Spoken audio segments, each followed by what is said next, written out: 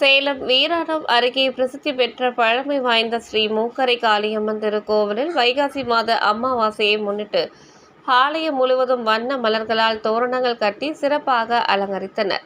மூலஸ்தானத்தில் ஸ்ரீ மூக்கரை காளியம்மனுக்கு பச்சை பட்டு சேலை கட்டி பலவித நகை ஆபரணங்கள், நறுமண மலர் மாலைகள் சூட்டி அம்மன் சிம்மாசனத்தில் சாய்ந்து அமர்ந்து ஒரு கையில் சூலாயுதத்தை ஏந்தி முகத்திற்கு சந்தன காப்புடன் சூரிய பதக்க கிரீடம் அணிவித்து அழகாக காட்சியளித்தார். வெளியே உற்சவர் அம்மனுக்கு புதுப்பட்டு சேலை கட்டி பலவித நகை ஆபரணங்கள், நறுமண மலர் மாலைகள், முத்தங்கி கிரீடம் அணிவித்து சிறிய வாகனத்தில் கொலுவிருக்க செய்தனர்.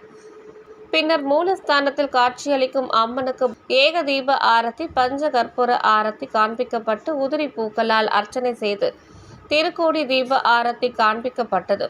பின்னர் குடை பிடித்தவாறு திருக்கோடி தீபத்தை ஆலயத்தை சுற்றி எடுத்து வந்து ஆலயத்தில் காட்சியளிக்கும் விநாயகர், நவகிரகம் உள்ளிட்ட பரிவார தெய்வங்களுக்கு தீபாராதனை காண்பிக்கப்பட்டதும் ஆலயத்தின் எதிரே உள்ள கொடிமரத்தின் மீது திருக்கோடி தீபம் ஏற்றப்பட்டது. பின்னர் மூலவர் மற்றும் உற்சவர் அம்மனுக்கு மகா தீபாராதனை காண்பிக்கப்பட்டது.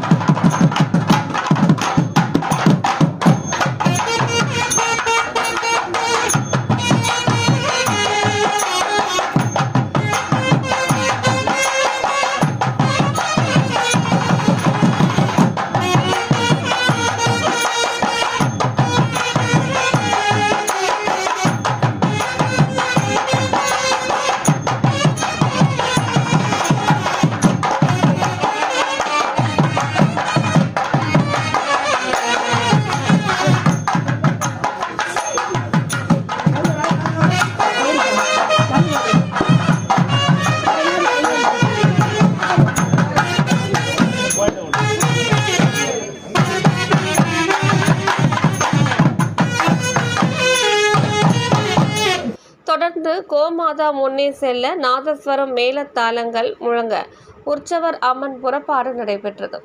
ஆலயத்தை சுற்றி 3 முறை வலம் வந்ததும் 4 திக்கிலும் தீபாராதனைகள் காண்பிக்கப்பட்டு இறுதியாக அம்மனை நிறுத்தி தேங்காய் பூசணிக்காய் சுற்றி திருஷ்டி கழிக்கப்பட்டது.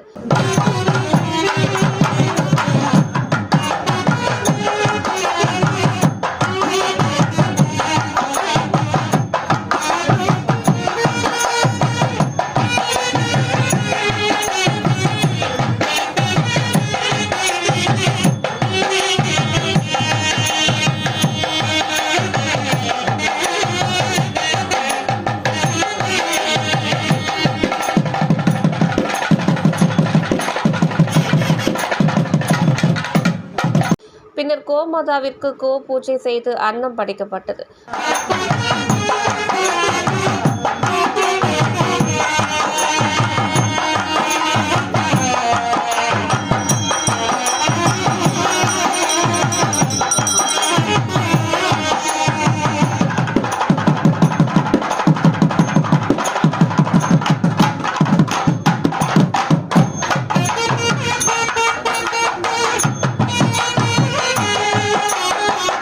பின்னர் அம்மனை கைத்தாங்கலாக எடுத்து வந்து ஈசல் சேவையுடன் ஊஞ்சல் சேவையும் நடைபெற்றது.